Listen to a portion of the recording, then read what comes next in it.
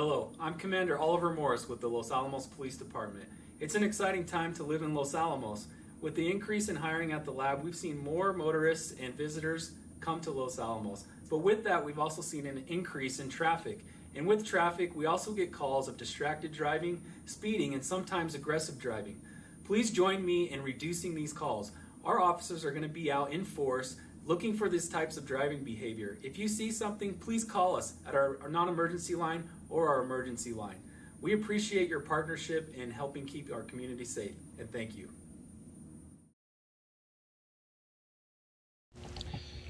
Hi everybody, this is Gene Martinson and welcome to the Garrett Williams pregame. And Garrett is joining me, of course, as the head coach of the Hilltoppers, Garrett Williams. Garrett, we went down to Espanola last Friday night, and wow, what a game. What a game. That was awesome. It was fun. That was a fun game, Gene. Yes, long game with all the passes, and then our not so energetic officials. It took them forever to execute a penalty or decide what was going on. But anyway, it was a lot of passing and a lot of incomplete passes, especially in the first part there from Espanola. They couldn't get anything going. We had a really, really good passing game, though. We started things off. We came out in the spread offense, and then the direct snap back to Jacob, and then he ran around the end a couple of times. And I thought, well, maybe when you gave me kind of a cynical look last week when I brought up the headlines about pump to pass. But I thought, well, maybe we're not going to pass. And then the next thing I knew, we were passing everywhere. Well,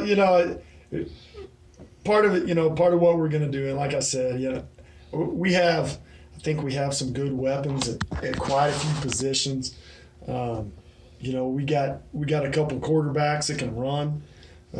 Got Big Teak Nieto in the backfield that can run. So running's going to be a big part of what we do. But man, they did a great job. I think Jake came out and started. We ran some option. We ran some option stuff off the bat just because of what they were giving us defensive line wise. We knew we could take advantage of it a little bit, so we're trying to get them to kind of anchor down on that a little bit. But after that, I think Jake, he started the game 5 for 5 passing, and just did a great job after that. There's obviously when you come out in a new offense and you have some new kids and new places, we had a couple missed keys here and there that, could have been even more big plays. And that's good stuff to see. We had a couple misreads, couple missed keys, off in a route. But man, just seeing those guys come out. Jake started off great. I think he started the first half I think he was like 24 or like 19 for 24, something like that. Yeah, I mean, just outstanding. But man, seeing guys like Jerry Hartzell and Nick Dolan just come out of the gate and just have a big night. Man, that was fun. It was fun to see those guys do that, it was fun to see them execute this stuff that they've been working so hard on. And it was a little bit different. That was by far this is by far one of the longest games we've seen in a while. Well, but it was fun. We sat down in the booth at 6:30, and got everything ready and everything. The game started a little after 7 because they hadn't done the pregame coin toss, so they had to do that after everybody got ready after 7 o'clock. But anyway, we walked out of the booth at 10:30. So we were in that booth for 4 hours, and the game. What a way to spend a Friday night. Boy, talk about Friday night lights! I tell you, that was it. And but Jacob started off really strong. Mike Mays was keeping his own stats, but he came up with. Mike told me that Jake had 21 for 29. Yep. And he had about 240 yards passing or something. But the thing that was amazing was that Mike had you guys for 225 total yards in the first half. So we were practically on pace to get up to 500 yards. But anyway, you're talking about Jerry Hartzell, and wow, what a game he had! I mean, he's not that big, 5'8", 145 pounds. But I mean, I can't believe how tough he is and how quick he is. Well, like I said, he's a senior. That kid's he's upped his game quite a bit. He's playing like a senior. He is a tough kid. He's quick as a cat and has phenomenal hands. So he's a guy that's going to be real hard to cover one-on-one. We got a couple receivers that can move. We'll get Caden Thornton back eventually as well. He's nursing an ankle that he hurt during their first scrimmage. But he's the same way.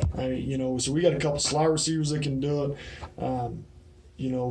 Young guy, Malachi Gutierrez, who had a couple big catches on the night, a big, kickoff return for a touchdown. We saw some good things from him. And then, a kid that we had, playing, offensive line for a long time, Nick Dolan. We moved out to wide receiver. He's a kid that, about 2 years ago, year and a half ago, he was like, Coach, I really want to try wide receiver. And I was like, all right, well, let's start looking at it. We got into last spring, and I was like, hey man, you're the best offensive lineman I got right now, and we still need you to, do this. But he would go out every day. For pretty much the last year and a half with Jake Green, and they'd be out after school every day throwing. And I'll tell you what, I've never seen a kid that just wanted to work and turn himself into that. And he is by far, turned himself into a great wide receiver. So we're looking for some good things from Nick Dolan. He started out the game for first catch with one touchdown. So what a way to start for him. Yes, and of course Hartzell, of course, had the big game. We had him down for 5 touchdowns. He had five touchdowns, about 10 catches. He had almost 160 yards receiving. Wow. And probably 25 yards, 30 yards rushing. So he had a huge night. Yeah, and he had he had four passing touchdowns and 1 run back touchdown. And the one play that I got kind of a kick out of was on that run back, it was interesting too. I want to talk a little bit about that. He caught the ball over on the kind of the right side of the field for him, and so he started to go, and then all of a sudden everybody bunched up almost in the middle. It just looked like a rugby scrum or something. In the middle of the left sideline was wide open. And he just headed to that left sideline, and when he made his cut down the field, he was looking at nothing but green. Everybody else was in the middle of the field. Well, the run back, the kick return for a touchdown, that was actually Malachi Gutierrez. Okay. That was our sophomore. He's a kid. He ran varsity track as a freshman last spring, and I actually medaled at the state track meet as a freshman. So he's another kid. That's just another kid that just has some wheels and has great speed for us. But yeah, Jerry had a couple rushing touchdowns. Or had a rushing touchdown. I think second touchdown of the game, and then had 4 more passing touchdowns receiving. So he did a great job. Yeah, Malachi was. Unless I'm mistaken, we had that one pass play where Jake rolled out. You guys are about almost the midfield, I think, and then they ran the pass, and I think it was Malachi that he was wide open on the 1 yard line, I mean, and there was nobody even close to him. And he just, I mean, he could have just caught the ball and fell down, and he'd been in the end zone. But I could not believe how wide open he was. Yeah. Well, he made a great move on a kid, got open. Jake put out there. He made a heck of a diving catch over his head, laid out and caught that thing. So man, we once again, we got a couple guys that can move. And they're going to need to, they're going to need to as we get going. People are going to, and we'll see that a little bit tonight against Taos. They're going to do a lot more press man on us. So that, that speed and that agility, getting off the press and getting away from man-to-man defense is going to be, it's going to be big for those guys. It's going to be big throughout the season too. So we're looking forward to seeing what those guys can do. Yeah, one play that I really enjoyed, sorry, was the shovel pass, and you guys were really successful with that. It executed it perfectly, and you just line up back there, and usually it'd be Hartzall, and he just cut in front of Jake and get that little shovel pass. And well, running that's our jet sweep. Out of our, just double spread formation and just run. I mean, it's a great way to just, sprint that kid across in front of him. QB catches it and just tosses it back forward into that kid running straight ahead. So I know Kenny Swazo had a couple big runs on the jet as well. So I just say, it sets up quite a bit of stuff for us. That was, you got those two guys.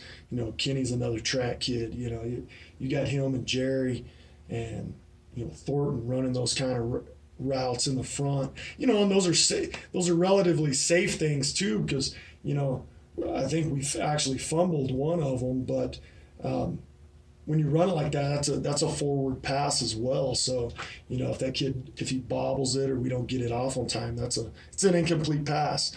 So it's not a fumble. You're not fumbling the snap or handoff on the mesh or anything like that. So, that was something that we, thought we could get on them just because they were playing off the ball on defense, which turned into a pretty good play on the night for us. yes, and of course I can't. I'd be remiss if I didn't talk about Sally Hopkins for what a game she had. Sally came out, did a great job kicking off for us and just putting it on the side. We always put it on the corner on the numbers, so we just squeezed that side. Did a great job kicking off, but then she went, I think 6 for 7 on PATs. Should have we ended up backing ourselves up because we had 12 guys on the field on the first PAT. One of those first game, mess ups that we try to avoid. But we backed her up, and she had the distance. We just barely missed the first PAT. But after that, man, she was automatic all night. She didn't miss another one all night. So I think she went 6 for 7 on PATs. Yeah, the very first one she did make. And then they threw the flag because we had 12 men on the field. And so they, like you say, they backed her up, and then she missed that. But the thing that was interesting was that when she started the game, when she kicked off the first time, for instance, the kick was kind of short and didn't seem to have a whole lot on it. And then her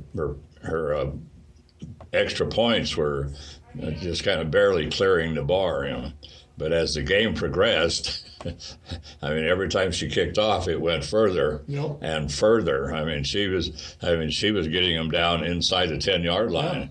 Yeah. And then as far as the extra points go, like the first one or two just kind of barely cleared the bar. And then the next one was, I think Mike Mays made the point when you guys were kicking on when you were going to the north side of the field, and he says, I think she just put that one in the softball field. No, Sally did a great job. She did, man. She just kept getting a little more confident. And, gosh, when you're automatic like that, man, that's that's a nice thing to have. That's a good weapon. We were super proud of her, man, and she was pumped up after that game. It was I awesome. bet. So tonight we face Taos here at Sullivan Field, and the Taos, of course, I wanted to talk. I'm sure you scouted this game, but Taos went down to St. Michael's last week and lost 30-3. And they just, they scored a field goal right off the bat. They had a pretty good drive going, and then it stalled, so they kicked a field goal, and about a 39-yard field goal or something. And interestingly enough, they had a girl kicker, Melena Keene. She's a goalie for the soccer team, but and then after that, Taos just completely shut them down. They didn't hardly generate any offense. I think they only had like 88 yards rushing offense, and Damon Eli, who drove us crazy during that COVID season thing. Anyway, he got sacked 5 times. Lost 36 yards off took 36 yards off the rushing offense. Well, they're going to be, coming out tonight. I know they're going to be a pretty typical Taos team. They're big up front. They have some good skill kids. They're big boys, or they kind of rely on to hold things down and on front, and then and then they're gonna run. They're gonna have their eye, that kind of pistol eye formation, and try to pound you with the run game and then play action you. They got the big quarterback, who can stand back and throw, and he's pretty tough. St. Mike's they did a great job of getting pressure on. St. Mike's has they obviously have a pretty good team. Have a great, they got, can't remember the kid's name, but their big quarterback, is one of the, top Qs in the state right now. And they just did a good job of kind of holding them off balance. They got some big plays on them, and just kind of won that explosive play battle. And that's something that we always talk about is like, when you look at it, if you win the explosive play battle, you win big plays. You get more big plays than the other team, and then control the turnover battle. If you can win those two things, chances are most of the time you're going to win. And you go and look at that film, and that's kind of what St. Mike's did. They had just they moved the ball well, but then they would just have one big play. They would catch a deep bomb. That QB got out on a scramble and took one about 70 yards. And that was one thing that Taos just couldn't do. They had a hard time. They had one or two big passes that he hit kid down the field, but they had a hard time up front maintaining their run game. But they're big. They're a big team. They're a physical team. Defensively, they're going to come out, kind of an even front, keep 6 guys in the box, and let their DBs and outside backers just press man, and kind of force you to try to get those big plays, but just try to force, everything to stay inside and pressure you, so you make bad throws. And so that's going to be big for us tonight. This is going to be our first big time seeing true straight up press man. So, we worked hard all week and, the last several weeks knowing this was coming. Because this is one game that we want to win. This is a big one. We've struggled with Taos the last, several years that we've played them.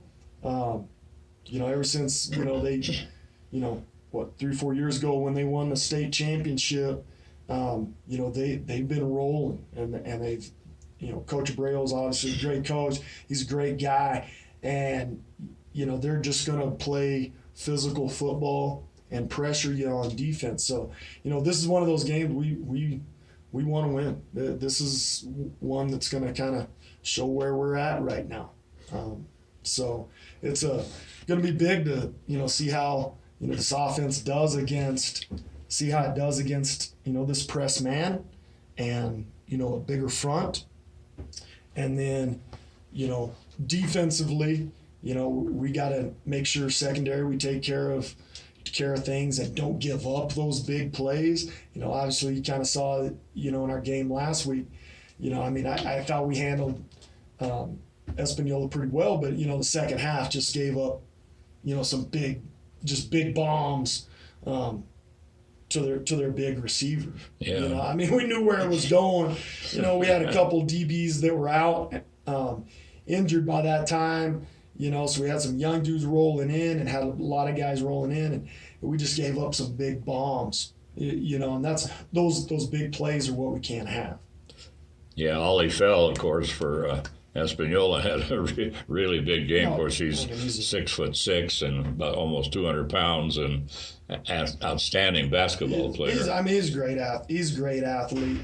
Obviously we don't got anybody that size. So we had some little guys going, but had some young dudes, and we just gave up some bombs, and that's that's one thing that we got to take care of this week that we focused on is not taking plays off. I think we got tired a few times, had some guys getting tired, and we can't take plays off. We can't lose that focus.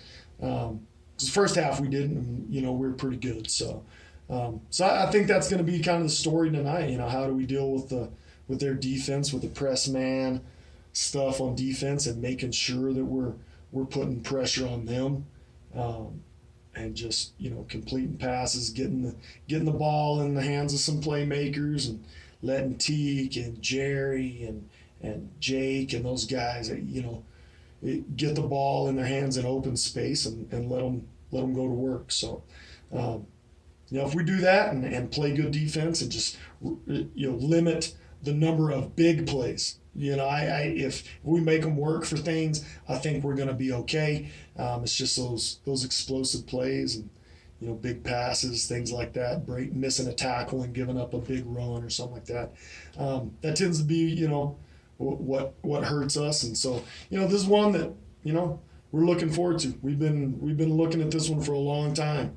Prepping for it and getting ready for it, because this is one that if we can win, this is what's going to kind of show our kids that, hey man, you guys can do this, man. So it'll be a good night for us. Well, interestingly enough, I'm looking at the Taos roster, and Damon Eli's not on the roster. I'm not sure what that's all about, or just a oversight or something, but we'll certainly find out tonight. So Hilltoppers, well, you had a great game last week and fun to watch, and you guys really opened it up, and Jake Green, the quarterback, was just spot on all night long. He did a great job, and like I said, and he gets a little more. Obviously that was his first game at quarterback. That's his first game to ever play quarterback, and he's been working at it hard for the last 2 years to get there.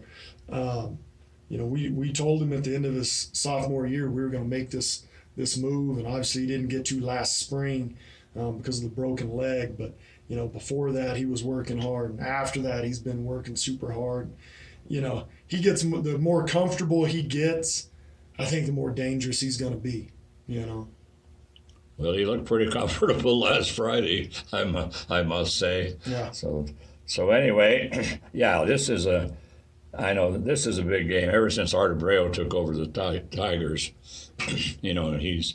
he's been winning, and he's been giving us fists every time. So, and you guys now come out with this new attack. You guys were executed it very, very well, and so of course I guess what we need to do is to try to do what St. Michael's did, and just bring that defense, and it's gonna be a big part of it. And put pressure on Eli, and says Damon's a big kid. He is, and he's a good quarterback, really is. So, well, anyway, good luck tonight, Garrett, and thanks for coming over and chat with us. We certainly appreciate that. And big game tonight, Hilltoppers versus Taos, and yeah, this is a game that you guys could win this. That would make such a huge difference for the rest of the season. It absolutely will. Yeah. So, well, thank you, Gene. Once again we appreciate you guys. Thanks for being here and calling the games, and we'll see you guys. Appreciate it. All right, very good. So, well, we're looking forward to it.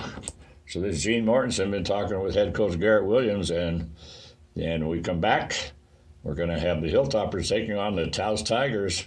This is not a district game. It used to be, but it's not anymore. But anyway, it's a game that we want to win, a game we need to win. So, bye-bye, everybody.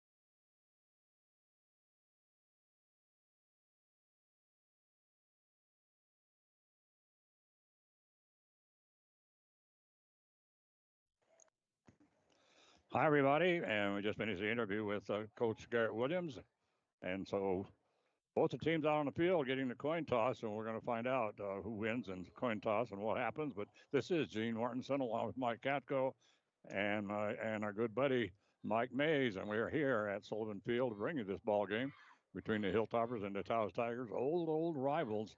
They've been rivals forever. They've been district rivals, and they've just been flat rivals. Period.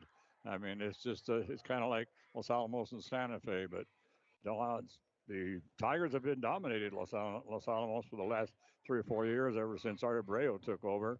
And there's the toss, and we'll see who came up with this toss. But we're just a little over about a minute or so away from the start of this ball game, and so Hilltoppers winning last week, of course, 57-42 over Espanola. What a shootout that was!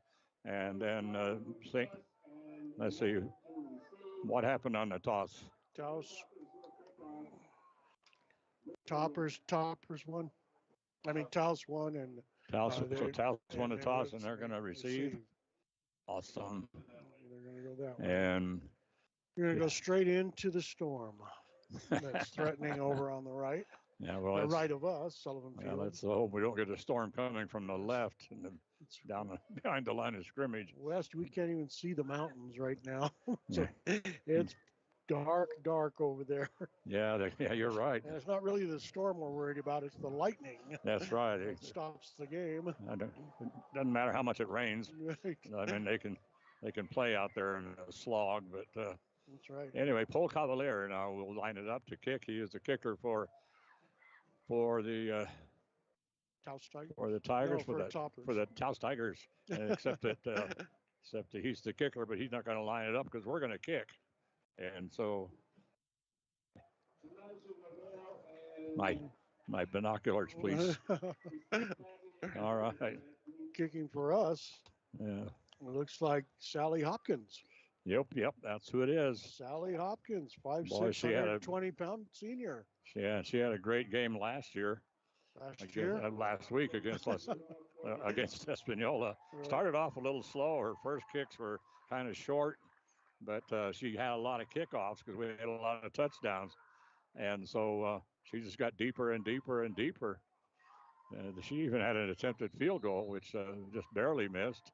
She's going to boot it away again, and this time she gets it down around the 10-15 yard line. It's bobbled. It's going to be picked up there. Fabian Cordova coming around the left side, and there's Fabian Cordova, and he's going to take it all the way.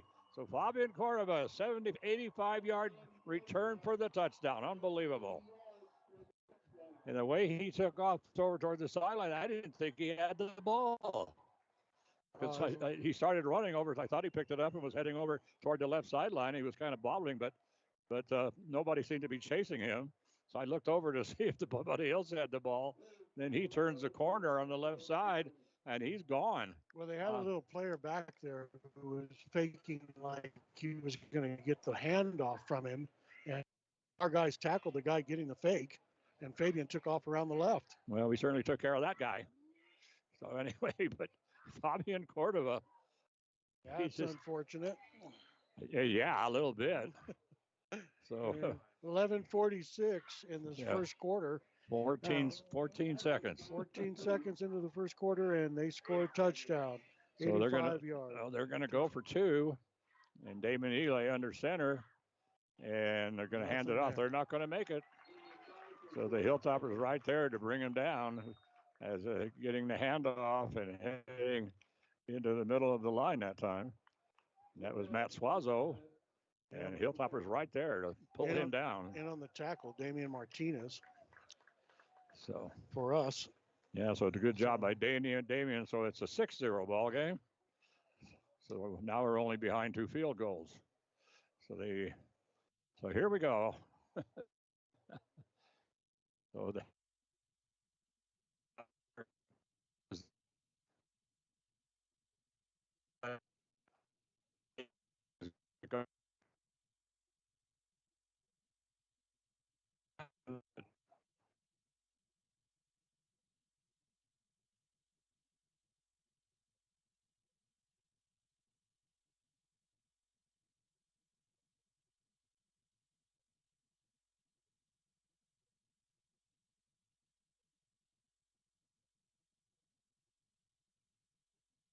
I don't think there's anything on.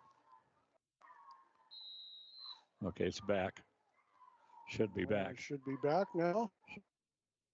Sorry about that, folks. We lost our signal there from.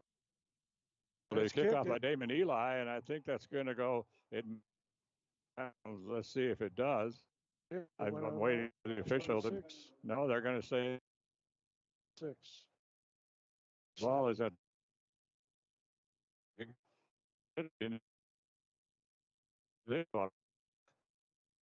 Find out exactly what it is. The Hilltop take the ball probably at the line. Take the 26 back him up again 5 yards to stop.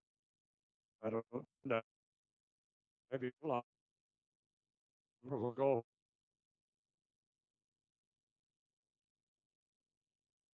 Maybe good line.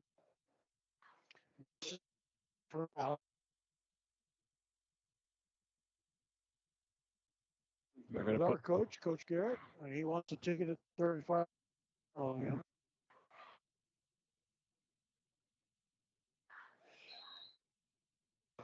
Oh, we keep saying, oh, no, it's a crazy, the crazy weather or what.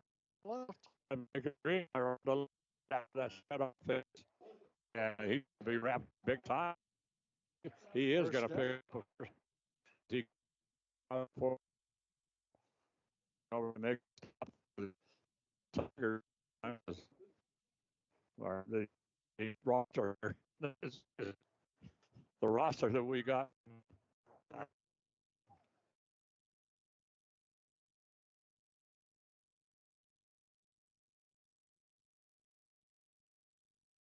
We're back. But Kent Martinson listening up in Longmont.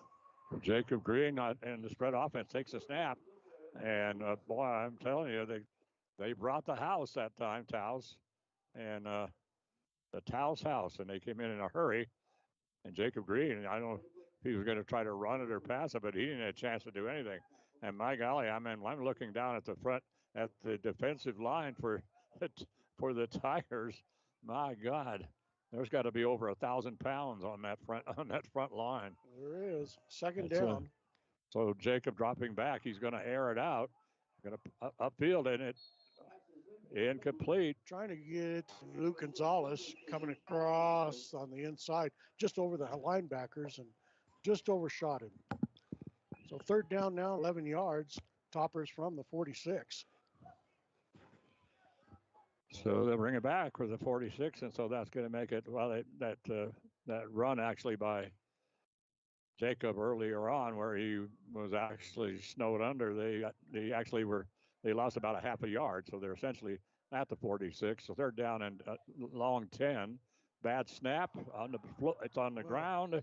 He's lucky Jacob, to get it on. And Jacob falls on it, so they didn't have any other choice. So the Hilltoppers end up going 3 and out. So after they give up the kickoff and an 85-yard return by Fabian Cordova, and now the Hilltoppers are going to have to go back and punt formation. Yeah, bearing down on him that time was 270-pound Diego Alvarez for Taos. And so Ryan Garcia's exiting for Taos.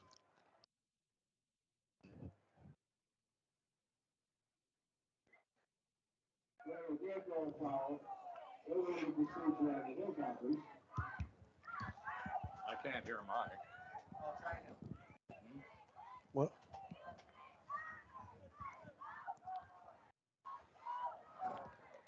If it's green, you can't hear me. So the Hilltoppers in punt formation. Can you hear me? Dropping back for. Can you hear me now? Not really, no. Jeremiah Hartzell will kick off for Los Alamos. Will punt it away for Los Alamos, standing back on his own 30-yard line.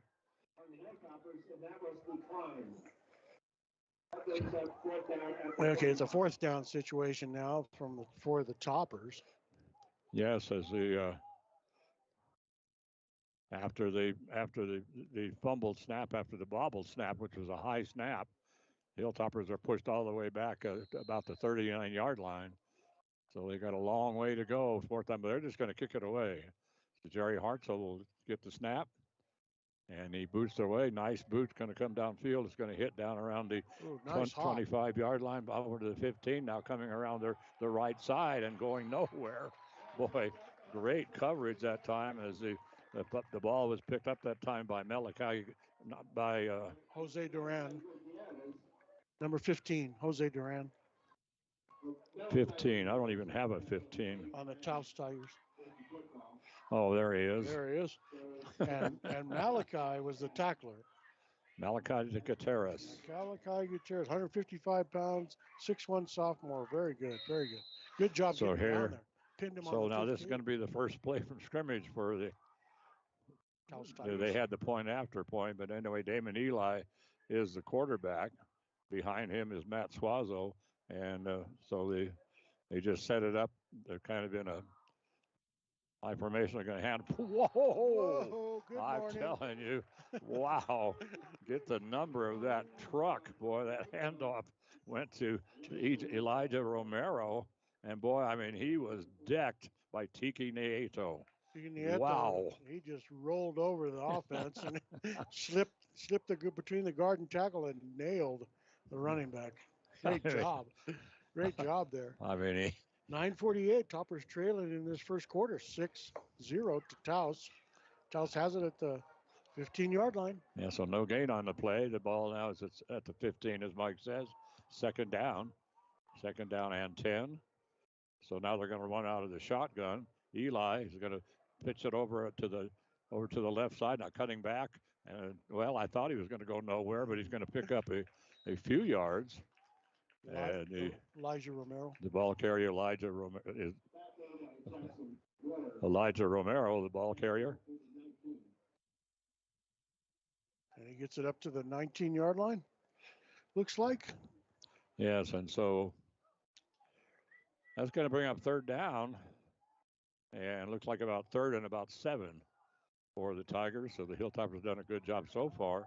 And now Damon Eli, I'm sure at this point, he's going to air it out. They're in the spread formation once again. Eli, he's going to move Matt Suazo up a couple of steps. He's going to roll to his right. Looking downfield, the pass is going to be incomplete. So, and rushing the quarterback that time, Jackson Blair. Yes. He almost got there, and he was being held.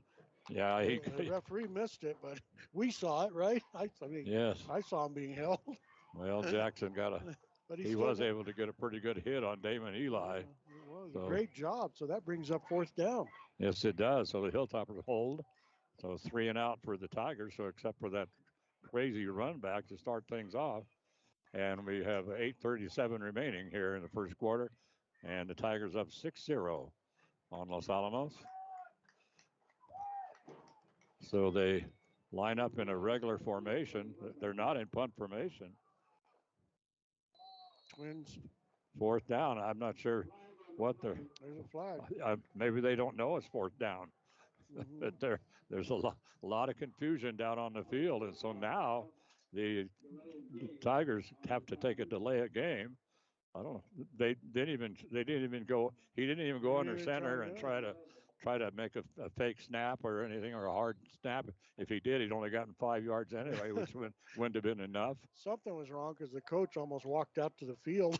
I guess something was wrong.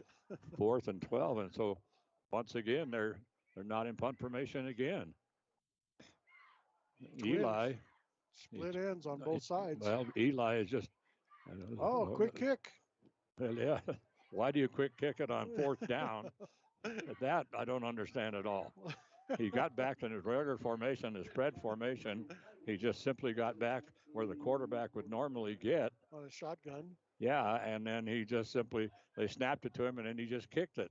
And, you know, and he what just. you do on play lot. Yeah, exactly. And, you know, usually you quick kick it to try to catch them off guard, but you got 4th down and 11, and you're standing on your own 10-yard line. It's like, well, do you think they're gonna fake it? They almost caught us. So the Hilltoppers got great field position as they get the ball to 46-yard line. 1st and 10 for Los Alamos. And Jacob Green back with Tiki Nieto. Puts him in motion. Now in motion was Luke Gonzalez. So a little delayed handoff's going to go to Tiki, and he's not going to go anywhere. There's a fumble on the play. Do not tell me they got it. There's a fumble. The referee's sorting it out. Tigers got it. Do not tell me that. I just told you that. I told you not to tell me that. Roberta, Chloe, and Trey Abreu. They wanted a shout out from the coach, so we're going to give them one. Drives me crazy, there's a Mom. flag. There's a flag. Let's see what happens now. And now we're going to sort. Now we'll sort this out. Now we're going to sort it out. They're talking to the coach. Also, Max and Mom listening at home in White Rock. Yeah. So to the game. The official coming over and talking to Garrett Williams. Let's see. He's not rushing back to the middle of the field. Everybody taking their sweet time. Greg Sandoval, the head referee, he's out in the middle of the field talking to everybody. Well, let's see. What are they going to decide to do? Now we're having a big referee conference, and referee looks like he's teaching them something. They're standing there. All the offense is still on the field for us. So here we go. What's it? Oh, they're gonna. Illegal procedure. Oh, false start. False start, so the fumble doesn't count. So the false start saved the fumble. Oh my God, yes. Okay. So they finally figure out it's a false start against Los Alamos, so it's a 5-yard penalty. So instead of turning the ball over to the Tigers, Hilltoppers get it back 5 yards deeper, but good for us. That's okay. Yeah, we still got the ball. 1st and 15. I don't know why that was such a difficult call, but anyway, they finally did figure it out. Jacob Green back there all by himself. Naked, and there's a flag, and we had motion by Los Alamos. Yeah, big really, time. Everybody. Big time. We're going to go back another 5. Yeah, so there's 1st and 20. Well, that's okay. That gives Los Alamos a challenge. Yeah. Can you guys? All right. Well, 22-yard challenge. 20 yards is what it should be. Yeah. 1st and 20. Yeah. And the ball at the 44-yard line. All right, here we go. Hilltoppers now back in their own territory. Different formation. In that spread formation, Jacob dropping back. He's going to air it out. He could passes complete up to Tiki Nieto. Nieto coming around the left side. Boy, nice move by him. Tiki as he comes across. He was inadvertently tripped up by one of the Tigers, but he comes across the 40-yard line of the Tigers. So a nice gain as he starts from the 44 and he gets it up let's see, they're going to spot it down at the 39. 18-yard gain. 39, yeah. So that's 20. What does that boil down to? That was 17-yard gain. no, it's more than that. More than that. Well, there's 10 there and then 7 there. Well, I was on the 4. You are correct. No, you are correct, Wherever sir. the ball was. Never okay. mind. Matt Swazo was a tackler. Tiki Nieto right up the middle, still going. And wow, what a run by Tiki Nieto. Smack up the middle. Jerome Martinez managed to get a hold of his tennis shoe, and he dragged him another 10 yards. Yeah, and so they're going to spot this ball down at the 23-yard line of the Tigers. But boy, Tiki Nieto, I mean, he just busted through there, and so it's going to come to Jacob Green. He's going to keep it himself around the right side, makes a little cut, but he's going to be pulled down. But he is going to pick up about 7 or 8 yards. So a nice run by Jacob, and he was finally pulled down by Fabian Cordova. Fabian's the young man who ran the ball back. So second down. Let's see, they picked up about 6. So it's going to be second down and a kind of a short 4. And they are threatening here. They're in the red zone. So the ball now at the 16-yard line. In motion. And goes to Tiki again. And Tiki goes right smack up the middle, and he's gonna be very, very close to the first down. Let's see how they gets the spot. It's very close. Really? I think he's gonna get it. Well, make a call. You usually make a call. And yes, I know. I'm waiting to see find out if they're right. Well, they didn't make the call, and they're missed it by that much. Third down right now, about a foot for Los Alamos. High snap. And there's an option play around to the left side to Tiki Nieto. Nieto trying to come down that left side. So the option play of Jacob Green. So they lined up in that spread offense back there. Jacob then rolled to his left, and then the option back was Tiki Nieto, and he got it to Tiki.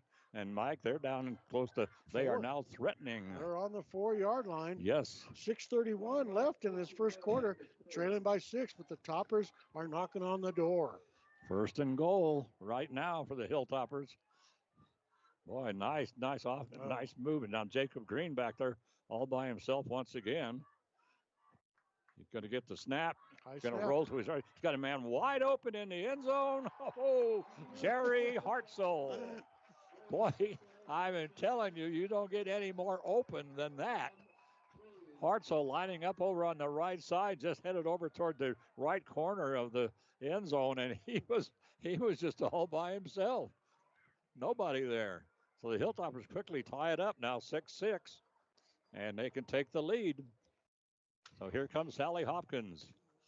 Sally had a great kicking night. She had 6 PATs last week, and so Sally Hopkins now coming out for Los Alamos. Going for the extra point. She boots it up. Right through. Beautiful kick by Sally. Wow. We just took the lead with 6:26. So the Hilltoppers come back to take the lead, as Mike says. Awesome. Awesome. And Sally Hopkins, I know her mom is going crazy. Was a teacher for a little while at Mountain School, and now she has 3 daughters, and Sally's the youngest, I believe. And boy, she's jumping up and down. She might be out in the commons out here. Yeah, she's 5'6", 120-pound senior. Now she'll kick off right now, so she'll come back out. She'll spot that ball down on the left hash mark. Gave us the lead, and she will tee it up. So the Hilltoppers up 7-6 after they gave up that opening kickoff for a touchdown. But I couldn't believe how open Jeremiah Herzog was. He was open. I was thinking, oh, don't drop it. Don't. Yeah, that's what I was. When they're that open, you know. That's what I was thinking too. Like this is too easy. Yeah. Sally boots it away. Nice kick. That's going to be taken down about the 20-yard line. How they do that? And now they're going to same play. A little handoff over to Cavalier and didn't focus. So Fabian Cordova. So. Oh, there's a flag. It looks like. Yeah, so whoever took the ball came down to about the 6, I think down to Jose Duran. He was around close to the 20-yard line. He just turned around and puts his back to the defense, and then they run a little crisscross off of him. Right. Like the old basketball crisscross. And that's what happened last time for their score. Yes, and so And what they did is they blew him up on the first. I can't believe he tried it again, but he stood there and took another hit, and they threw a flag. I don't know who it's on. well, let's see another long conference here. It's going to be again. The referees really Toppers. drug the game out last week. We were up there for 4 hours. Personal foul against Los Alamos. Helmet to helmet. Head to head, as or helmet to helmet, I guess. Yeah. As Mike Mays making that determination for us. Thank you, Mike. Good man. So 15-yard penalty. The ball now is a football length into Hilltopper territory. The nose of the ball, the back end of the ball. I guess you could say the butt of the ball anyway is right at the 50-yard line. So Damon Eli now lines up at quarterback. This time he's going to go under center. So he moves around back and forth. We don't. We just had a few stats on some of the players, some of them not. We didn't even have most of the players. The roster was a nightmare. So Damon Eli under center. Long count. He's going to hand it off. It's going to go now to the handoff is going to go over the right side, and this time it's going to go to Elijah Romero. There's Elijah Romero. And let's see. Oh, we have a flag. What a surprise. We're holding against the Tigers. So thank you to Mike Mays once again. His eagle eye. He's got that eagle eye. I'm telling you. I need binoculars. He doesn't. So I don't know. What's the opposite of eagle eye? Blind. So here we go. So anyway, it's going to be a penalty, and the penalty is going to move it all the way back. So they're going to say it's right at the line of scrimmage. So they're all the way back to the 40-yard line. This time they'll run out of the. It looks like they're running out of a pistol right now. Damon Eli rolling to his left, going to air it out, and he's got a man downfield, but he's going to overthrow him. Trying to reach Fabian Cordova, overthrew him by 5 yards. Back in coverage was Josh Duran. Yeah, the Hilltoppers had it covered, but once again, Damon. Third down. Too much on it. Now it's going to be third down and about 3rd and 20 for the Tigers. Hilltoppers could get the stop here, and then after the quick kick by the Tigers, Hilltoppers can get underway once again. 5:56 remains here in the first period. Hilltoppers leading 7-6 over the Tigers. And Damon Eli. They line up in that pistol once again. So Eli just 2 or 3 yards behind. And he's roll back. He's rolling to his right. He's going to run. And so he's going to be, well, I thought he was going to be run out of bounds. Watch out for the late hit. Yes, he started. I thought he was going to be run out of bounds. And then all of a sudden, he just suddenly tiptoed down. I got past the tackler, the young man from Los Alamos, who was going to push him out. That was a big run. Yes, it really was. Now it's going to be 4th down and about 4. And so Art Abreu may go for this one. I think he will. And you know that Damian Ely, wasn't he a lot smaller last year? he looks huge this year. Well, he's very, very, very tall right now. And he has some weight on him, too. Yeah, we don't have a weight on him. He wasn't even on the roster that we got from Max Prep. So they're going to go for it. Out of the pistol, they have twins receivers out to the left. And long count. Damon rolling back again, short pass. That's incomplete. So they're pressuring the receiver, Damian Martinez. 5:42 left in this first quarter. Did I miss a down? 5:42 left in this first quarter. I guess I did miss a down. I thought that was 4th down. Score 7-6. Toppers on top. Yo, mama. And yeah, Gene thought it was the 4th down. Yeah, I thought. All right. Quit thinking. Just correcting him. Okay. Here we go. All right, here we go. So here we go. Same formation. Now let's see. 4th down and about 4. And the ball right now at the 44-yard line of the Hilltoppers. They're going to send Matt Swazo way out to the left. Oh, And where's the flag? We got movement Let's here. see if we get a false start. That'll look like right in front of the referee too. Number 15 for them Yeah, jumped right in front of the referee, but no, they're going to call a topper. Well, I don't know what they're calling right now. It's going to be toppers. Now here comes a first down via thanks to the officials. And what's the call? I didn't see the call, but it looked like 15 moved for them, and they called us. I don't know, 23. No, anyway, they're looking at these two were in face to face. So, well, that's unfortunate because that Hilltopper now that's going to give the Tigers a first down, and they're down on the 39-yard line. But Damon Eli back, so they give it to Matt Swazo. Swazo is going to be swarmed under. Boy, I mean, he just got it. Jeremiah Herzl leading the charge, and then coming in to help him out that time was Abram Chacon. So the two of them team up nicely. And so the ball's down a 3-yard pickup that time. Second down. Second down. Keep track. Yeah. Jeez. No wonder I'm always confused. So anyway, 2nd and 7 from the 36-yard line of the Hilltoppers. So it's 4-down territory all the way now for the Tigers. And handoff is going to go this time over to Elijah Romero. To Elijah Romero. And Romero he picked up maybe a yard. The ball the ball now is at the 35, so he does pick up 1 yard on the play, Mike. Exactly. Thank you. Third down and 6 now for the Tigers. So the Hilltoppers need a stop here. 4:25 to count the clock running here at Sullivan Field.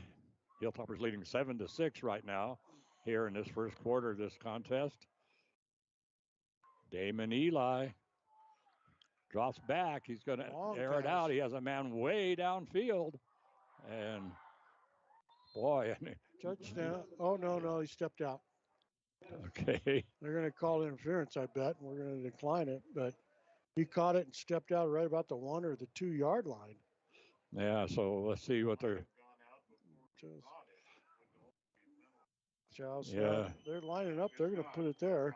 Well, let's see what they're going to call here. Well, he just stepped out after he caught it. The official all talking things over, but they are moving the chains. They're moving everything. Right. No, and they're calling pass interference against Los Alamos. So it'll be half the distance? No, they declined it. And it'll be on the 2 yard line? No, they'll just take it right where. Well, it should be a 15-yard penalty. What are they doing? They declined the penalty. The Toppers. Taos that took the reception. The Taos Tigers. Declined the interference. Yeah, okay, never mind. Yeah. All right, here we go. From the 2 yard line. And I give it to Elijah Romero. He's close. And Romero. And he is in for the score. Darn. Bummer. Looked like they stuffed it. Well, St. Michael's last week when they played Taos, they sacked Damon Eli 6 times. Wow. And they only had 88 yards rushing total, and then they had to subtract 36 yards for the sacks. Wow. So they came up with like 52 yards rushing or something. And they didn't, a little over 100 yards passing as they really shut down. 1 for 2. So here they go for 2 again. Ball's on the ground, and so that'll end that. So that'll make it 12-7. 12-7, 3:59 left in this first quarter. Toppers trailing. Well, the Hilltoppers had them stopped, and then the penalty gave them the first down, and then unfortunately the pass interference call. I did see some lightning over here on the right, but so far no call, and it's really threatening now, Gene. Yeah, so that's all we need. I love sitting here for a half hour. Oh. That's always fun. Why don't they make it 15 minutes? 5.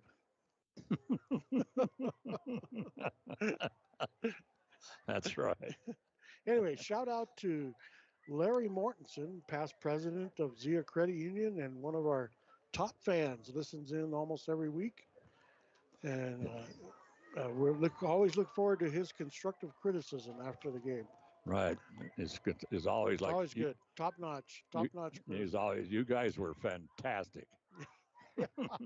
That's his constructive criticism. Right. He likes how I call the game, but I don't know. So Damon Eli is going to kick it away. I thought that their kicker was Paul Cavalier, but they're using Damon Eli tonight. And so Wow. a nice kick. That's going to come down about the Nice 25-yard line for the Hilltoppers. Herzog. And coming down cutting toward the left sideline was Jerry Hartzell. And then he was run down by Fabian Cordova. And Cordova, a WWE takedown. 19-yard return. We'll bring up a first down. So the Hilltoppers will have it now. The ball is going to be sitting at the 38-yard line. Their own 38, 1st and 10.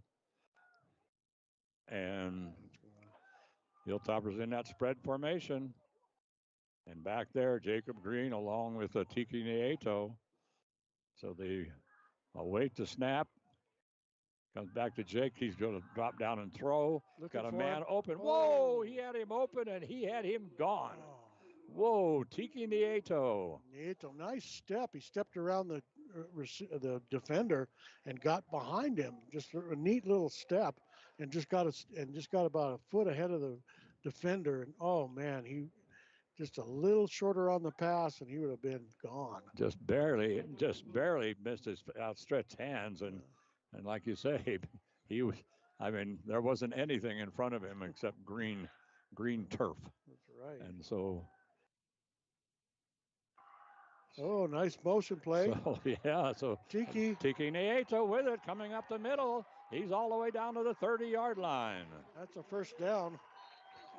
Boy, and is that a first down? But boy, a lot of fakery in the backfield that time. It was about 25 yards. They turned around and they faked one handoff, and then they turned 32. Around and then flipped up the other hand. The handoff finally went to Tiki, and Tiki just came roaring up the middle. 32 yards for a first down on the 30-yard line. And so Jacob Green, Hilltoppers up in the line of scrimmage in a hurry. Jacob trying to follow his blockers, and he's cut down. Yeah, and he's cut down as he crosses the 30-yard line. Cut down in the youth of life. Yes, he was. Trying to get around the right side. He picked up 2 yards. I think I'd rather see Jacob not run. Yeah, that's a good idea. I mean, it's better for the quarterback that way. Yeah, we don't need him as a runner. So the run out of that spread. Going to hand it to inside handoff goes to Tiki, right up the middle. He's going to pick up maybe 5 yards or so. Yep. Topper smash mouth football. three yards in a cloud of dust. That's right. 31 years. But it's a gain. It's a gain. The ball 12-7's the score. 2:27 in this first quarter. Toppers the trailing. Ball now at the 24-yard line. Oh boy, we had people jumping here. Was it encroachment maybe? Taos was the one jumping. Let's hope. Let's hope. It would give Los Alamos a first down. Oh, what are you doing? You're going the wrong way. Oh. 5 yard. So they made the false start. The lineman jump for the Toppers. I won't mention names, but it was a line. I don't know, but he did a bad thing. It's not the center. Anyway, now, well, now let's see. It was 3rd and 4. It's 3rd and 9 right now. And we're going to have a timeout on the field. 2:21 remaining. Toppers here in the first quarter of play. 12-7. The Tigers up. Hilltoppers trying to get it down the field. The Lucerne Tech tournament started this morning. Hilltoppers went up against the Hilltoppers took on this morning and the Clovis Wildcats, and they ended up winning that ball game 3-1. And interestingly enough, it was 2-1. All the scoring came in the first 23 minutes, and then no scoring after that until the last minute. the very, very last minute with about 30 seconds to go, had a great combination, a passing combination from John Teague over to Tina Hosa and got it to Jaime Terrazas. And then Terrazas, he just went up against their goalie, and DJ Maldonado didn't have a chance. And Okay, so Gene, with it's 30 seconds to go, Jaime puts it in, and the Hilltoppers win 3-1. It's raining here at Sullivan Field now. Umbrellas are out. And Jacob's throwing back. He's going to air it down. The pass as he's trying to get it to Hertzall. Was that Hertzall? Herzog, yeah, Yes. thrown out of bounds. Jeremiah Hertzall. So that's going to bring up, 4th down and 9. We need a sneaky beaky right now. If we ever needed one. 12-7, 2:15 remaining. And, with all the passing, these quarter takes a long time. That ball game in Espanola last week took 3.5 hours. 4th down for the Toppers. 4th and 8, 9. Well, now we're gonna timeout. Now let's go. Second I thought timeout. they had already called a timeout. They did. Well, they're not showing it on the scoreboard. Of course, that doesn't mean anything. That's good for us. They're saying we still have 2, so I'm not so sure. The fellow doing the scoreboard last week, he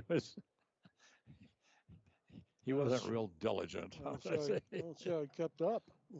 Yeah. So they're showing Hilltoppers with 2 timeouts and Tigers with 3 timeouts. The situation right now is the ball is at the 29-yard line. It's 4th and 9. 12-7 ball game right now. 12-7. 2:15 left in this first quarter. Boy, this is a long first quarter. Yes, absolutely. Seems like it's been a long first quarter. And Mr. Mays, you got 37 minutes. You got stats ready for the first quarter?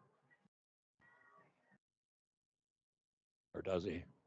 He'll probably give it to you at halftime. Well, I thought he could give us a quick something between quarters. So the Hilltoppers now on 4th and 9. Jacob dropping back. There it goes. Man open. Got it. Catch it in the end zone for the touchdown. And the Hilltoppers do it. Boy, beautiful pass by Jake Green. And that comes right down to Jerry. Let's see. Was that Hertzall? Yes, it was. Jerry Hertzall. He goes by Jeremiah, but he likes to go by Jerry. But boy, what a beautiful pass and a great run, a grout run. 34-yard pass. And a great route run this time by Jerry Hertzall. And the Hilltoppers come back to take the lead 13-12. They'll bring in Sally Hopkins, and Sally will make the kick for the Hilltoppers. So on 3rd and 9, on essentially 4th and 9, the Hilltoppers convert from the 29-yard line. And the kick is up and good. So Hilltoppers take the lead, 14-12. And that's the difference. Sally's the difference in this game. Both her extra points have put us ahead, 14-12. 2 minutes left in this first quarter. But boy, I mean, that was pretty. They were at 4th and 9, and they were from the 24-yard line or the 29-yard line, whatever. But anyway, Jake just rolled back, and then he saw Hertzall. Hertzall had 5 touchdowns last week against Espanola, 4 passing touchdowns, and then he had 1 kick run back. But he just cut down, and he was behind the defenders, and the pass from Jacob was absolutely perfect. So the Hilltoppers come up with the score, and it makes it 14-12. And Sally Hopkins now will line it up once again. There's a little lightning over there. Nobody saw it but me. So Sally awaiting awaiting call from the official. They're going to wait till the thunder stops. And so the kick this one's going to be short, come down to the 25-yard line. There they go with that crisscross. And once again, it's going to go to the same runner, and that's coming up the field. Yeah, and Fabian Cordova. And it's flag on the field way in the back. And we have another flag. Let's see. Way back here by the 20-yard line. But a nice run back that time by Cordova around the left side. So they line things up, and they do that little crisscross fake, but every time the ball seems to go to Cordova. But the penalty is going to go against the Tigers. Sure is. Let's see what are they going to call here. Watch our eagle eye will let us know. Holding, he says. Thank you, Mike. So I could have called that, you know, you could have. before you did. Well, not sure we pushed it not back sure I can anyway. always trust you. Yeah. So anyway, that pushes them back where? All the way, boy, all the way back. To the 10. Is that the 11, ball at the 11 actually. at the 11-yard line? We have 1:55 remaining here in the first quarter. Hilltoppers leading 14-12, and they'll line up in that pistol once again. Eli, he's going to hand it off to Elijah Romero around the right side. Elijah breaks it out. He's going to pick up the first down. Boy, he just busted over the left end, and boy, he headed toward that sideline. Looks like he got the first, and Kiki Nieto was the tackler. And so, and that's the thing. 22-yard line, first down. That's the thing. That's the one characteristic it's always been of Los Alamos football. It's always been Iron Man football. You play offense and you play defense. 1:38 left in this first quarter. Toppers on top, 14-12. So Taos picks up the first down, and they're going to hand it to Matt Suazo this time on that inside handoff.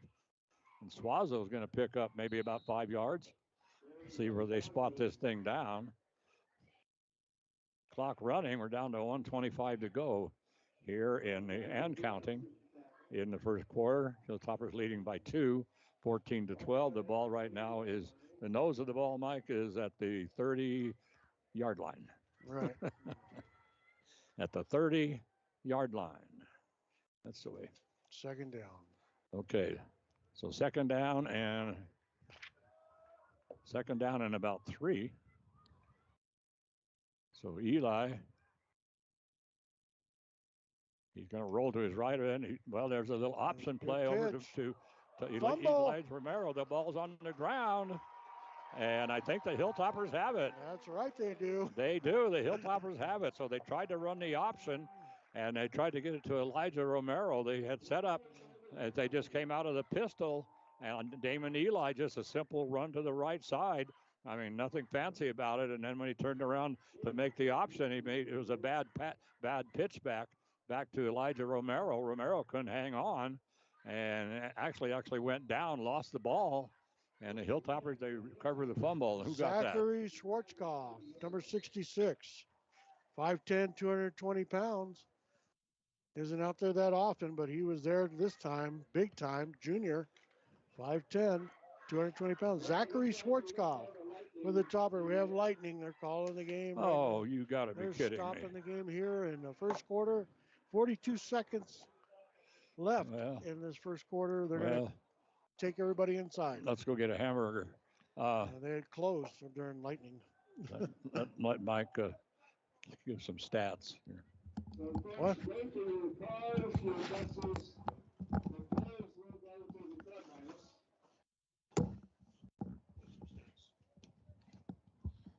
All right. Well, we are here. We are in a lightning delay. We have 42.5 seconds left in the first quarter. Not 43, not 42, Gene. 42.5. Let's get this correct. So. Well, if we were at Taos, it would be 42.57. That's right. You know, you have the hundredths of a second there in Taos. Yeah. They are nothing if not precise up there. Exactly. So right now, Toppers on top 14-12 after a 34-yard touchdown from Jacob Green to Jeremiah Hartzell. Second touchdown toss of the quarter for that combination.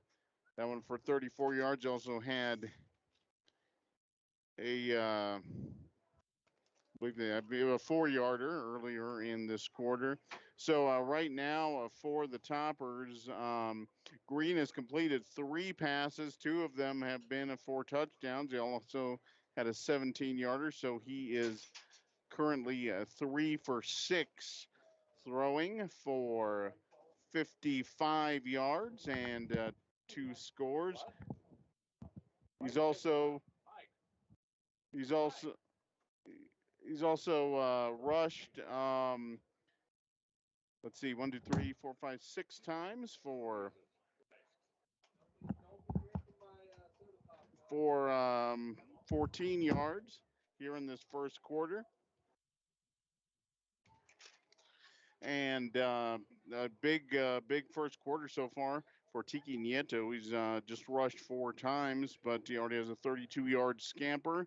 He also ran for 16 yards earlier in the quarter and 11 yards. So that is 63 yards already, plus a 17-yard catch for Tiki Nieto. And for the Taos Tigers, just one completion so far. That went for 33 yards, and that set up one of the 2 Taos scores. Also, that they also ran the opening kickoff back for a touchdown, 85 yards, and that was run back by Fabian Cordova. And that was at the 11:46 mark, and he went 85 yards untouched. A lot of confusion on that kickoff as to who was running it back. So right now for the Taos Tigers, Damon Eli, the quarterback, just 1 for 4 passing, but did have that one that set up the touchdown. And also for the Taos Tigers, Matt Suazo has run the ball 5 times. He has 17 yards, but he did just lose a fumble. And also for, I'm sorry, that was Elijah Romero. For Matt Suazo, meanwhile, has rushed 3 times for 13 yards and a touchdown. So that's where we are right now. 14-12 the score. So of course we are in a lightning delay. We will see where exactly we end up. The 2 teams have gone into the field house over here, the brand new field house at Sullivan Field. Used to be back in the day, back when I was playing here, as a matter of fact. You had 2 options. You could either go hide out at UNMLA, or what we usually did, we had to go all the way across the metal overpass back to the locker room, which is about a 6-7 minute walk for a football team. So what you're hearing now is the marching band double timing leaving the field, and the drum folks are leading the way here. So the for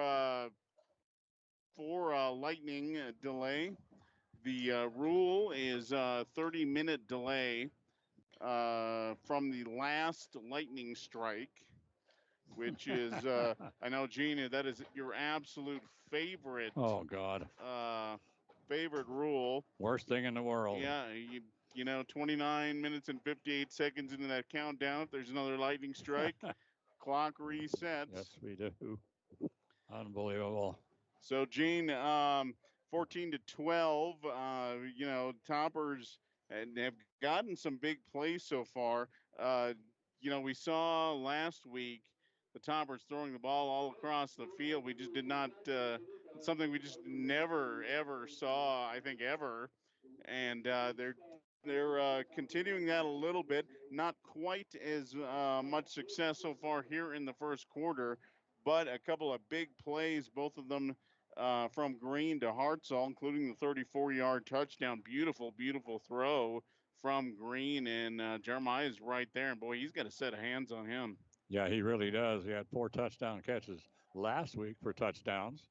And of course tonight, I mean, he's got that one, but yeah, it's you know, a few years ago, several years ago, back in the Bob Scott days, and we had a grass field here, and it just rained and rained and rained in the month of August, and it just, everything was just drenched, and they had just redone the turf. They had just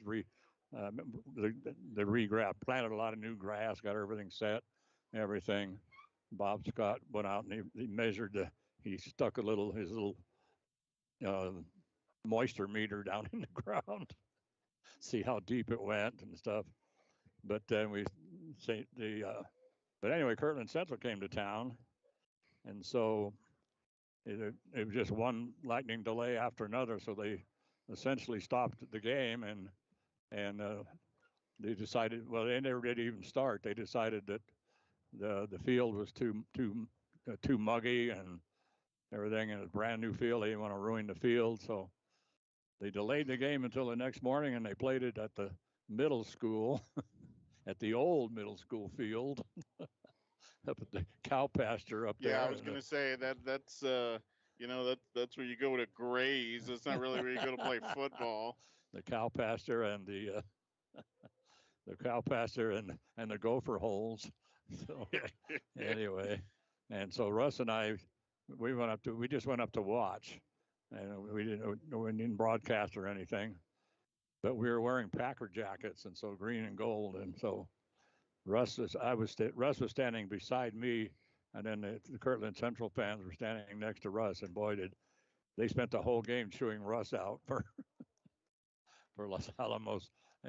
No class, no anything, having to play up there at that middle school field and not able to play on the regular field. It was they were really ticked off, and they sure did let Russ know about it. So anyway, I have no idea where we are in this break. So yeah, the entire for most of the field has been cleared, including the stands. So they get some final stragglers leaving right now, but yeah, it's just no way to know.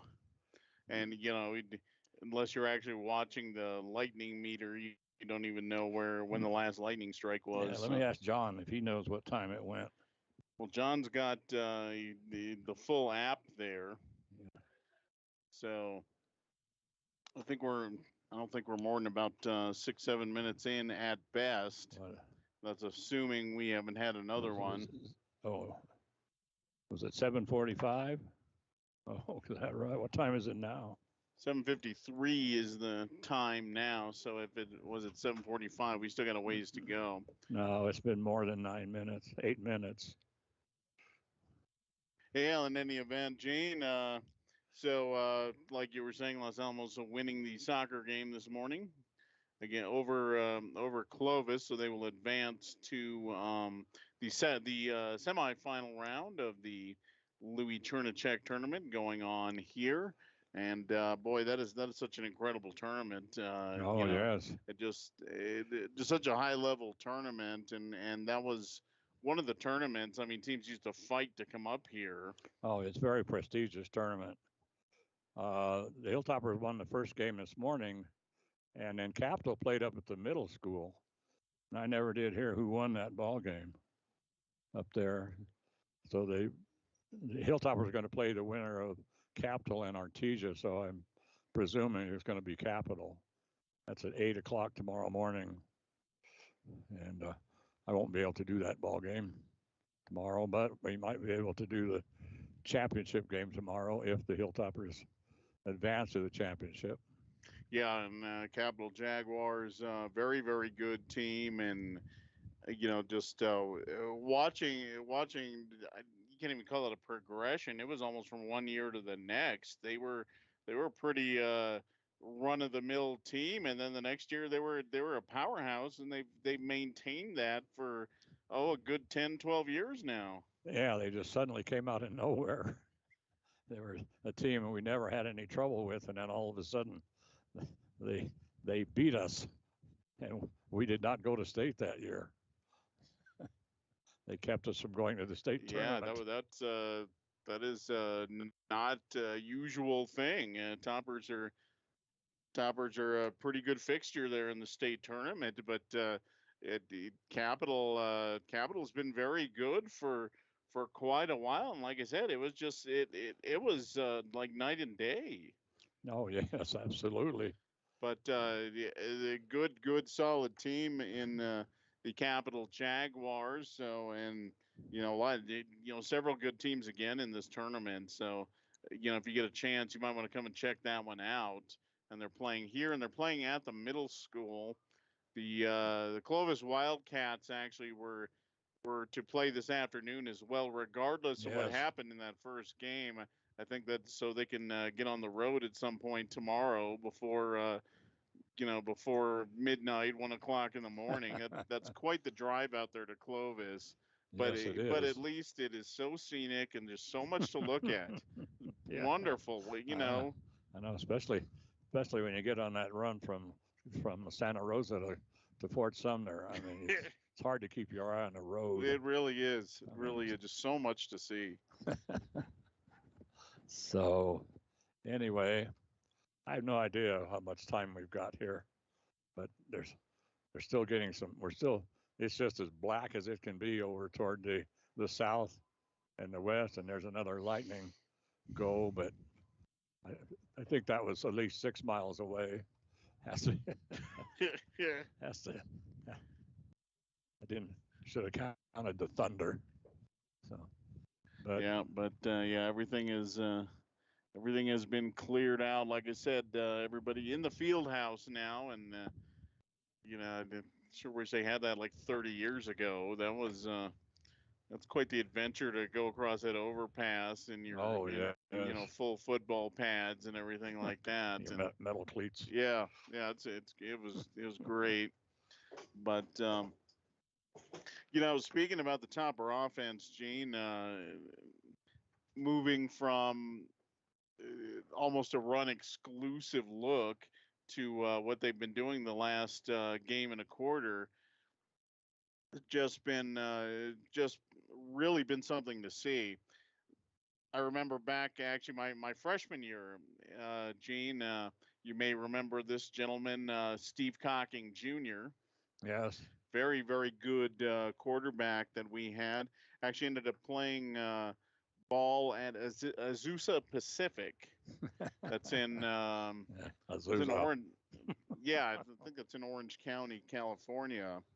And he played there for a while. And when I was a senior, his brother Brian was our quarterback, so taking over from there. And oh yes. And Steve Cocking, of course, the longtime offensive coordinator here in Los Alamos. Steve, left-handed quarterback, and he was just a prototypical quarterback, 6'3", about 200 pounds, and he had some zip, but even then, I was going to say we didn't throw a ton then, but we didn't even get off the line of scrimmage so hot that year, his senior year. That was a lean couple of years, Gene. I remember those. My first couple of years playing Topper football. Absolutely. So, do we know what the time situation? When? We are getting ready to reset that clock out there. Oh, okay. All right. So they're gonna reset. They're gonna set the game clock and let us know how long it's gonna be. And I don't know if that's gonna be good news or not, Gene. I guess Really. We'll see. Still some visible lightning. Now it's pretty dark, so lightning's considerably more visible at this time than it would be maybe earlier in the day. But we'll see about how much time we got. 14-12, by the way, in favor of Los Alamos. So yeah, we had. Are you kidding me? So we've got a while. 29 minutes. We had a new lightning strike. Brand new lightning strike, apparently, about approximately 1 minute ago. Well, anyway, I think we're going to go ahead and take a break. And they've new lightning strike. So they started the clock over. Unbelievable. So anyway, this is Gene Morrison with Mike Mays, and we're in the lightning delay right now. And the Hilltoppers lead 14-12 with 42.5 seconds remaining in the first period. So we'll be back in half hour or maybe an hour. All right. So we'll be back.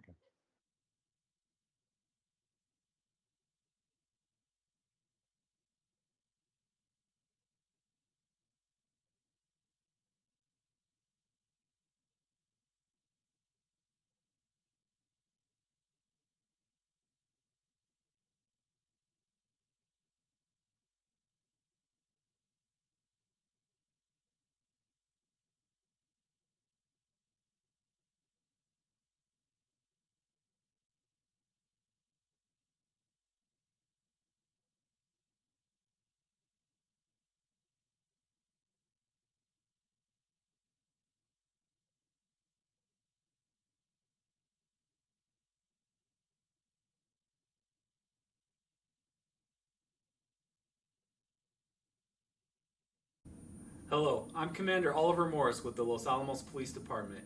It's an exciting time to live in Los Alamos. With the increase in hiring at the lab, we've seen more motorists and visitors come to Los Alamos. But with that, we've also seen an increase in traffic. And with traffic, we also get calls of distracted driving, speeding, and sometimes aggressive driving. Please join me in reducing these calls. Our officers are going to be out in force looking for these types of driving behavior. If you see something, please call us at our non-emergency line or our emergency line. We appreciate your partnership in helping keep our community safe, and thank you.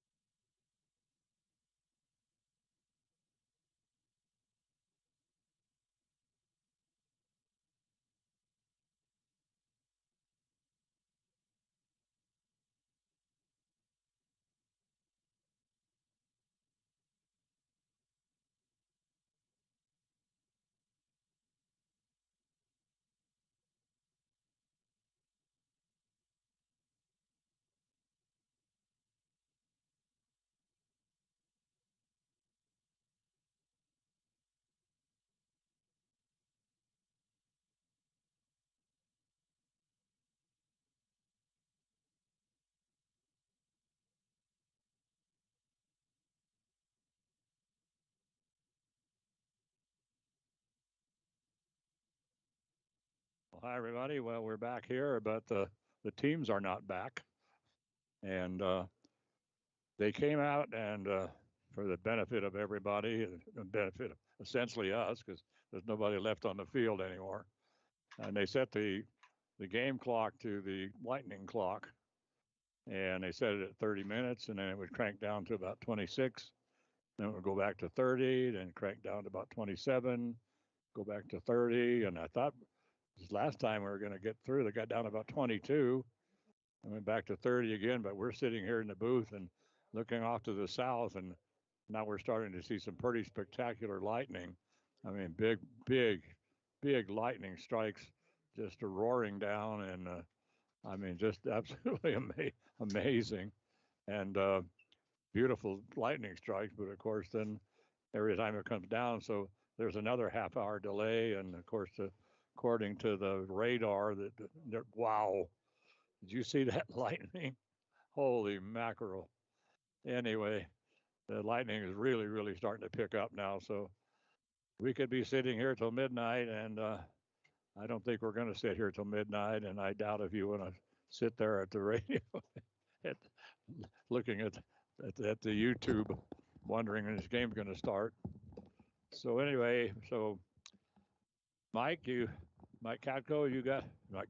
Mike Mays, my good buddy Mike Katko decided that he was just going to go ahead and take off because it was just too much of a delay. And so anyway, you got any final words there? Well, Gene, this really looked like it was going to be a very entertaining contest there. Unfortunately, didn't even quite get through the first quarter. Lightning delay at 42.5 seconds. But for the benefit of anybody listening, Taos, that's 42.58341 seconds. We need to be as precise as possible. Yes, as scientifically precise as you can. Yes. So the Toppers were up 14-12. They scored at the 2:09 mark of the first quarter. Last week, Gene, if you remember the game, a little bit pokey. Yes. I think it went 3.5 hours, pretty close to it, I believe. Yeah, it started at 7 and ended at 10:30. Yeah. So, and we were not a ton ahead of that pace, unfortunately, toward the end of this first quarter. So, but in any event, at the 2:09 mark, a 34-yard touchdown pass from Jake Green to Jeremiah Hartzell to make the score 14-12, and a couple of really nice looking extra points there from Sally Hopkins. Boy, she has got quite a foot on her. I am very impressed with what we've seen out of her so far. But so the scoring opened up just 14 seconds in, 85-yard touchdown return on the opening kickoff from Fabian Cordova for Taos. 2-point conversion attempt was no good. At the 6:26 mark, first touchdown pass from Green to Hartzell. That went for 4 yards, and that was actually on a short field. That was that pooch punt. I've never seen a pooch punt from like your own 25-yard line before, but that's what Taos selected to go with. So short field for the Toppers. Actually, it was a little bit longer. They had 2 penalties right off the bat in that drive, but were able to come back. A couple of nice runs by Tiki Nieto and a 4-yard touchdown pass from Green to Hartzell to make the score 7-6. At the 3:59 mark, a 2-yard rushing touchdown by Matt Suazo. And at the 2:09 mark, the longer of the 2 touchdown passes from Green to Hartzell. And that's where we ended up with 42.5 seconds remaining when we got the lightning strike. So, but a lot of things going on. Both teams moving the ball very well and getting some good offensive push, and Toppers again throwing the ball fairly well.